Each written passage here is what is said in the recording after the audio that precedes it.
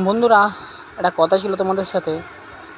ইউটিউবে দেখছি, ফেসবুকে দেখছি, সবাই বলছে যে এই সেটিং অন করো, ওই সেটিং অন করো, তোমার ভিডিও ভাইরাল হবে, এই হবে সেই হবে, সব কিছু করে দেখে নিয়েছি, ভিডিও আর ভাইরাল হচ্ছে না।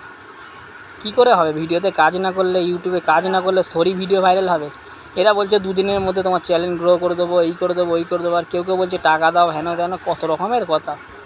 একটাই কথা বলবো, ইউটিউবে খেটে যেতে হবে, খাটলে তবে হবে, না খাটলে কিচ্ছু হবে না, ঠিক আছে? আর ভিডিও রেগুলার করতে হবে, ভালো কোয়ালিটি করতে হবে, তবেই তোমার ভিডিওটা গ্রো করবে, তবেই ইউটিউবের নজরে তুমি আসবে।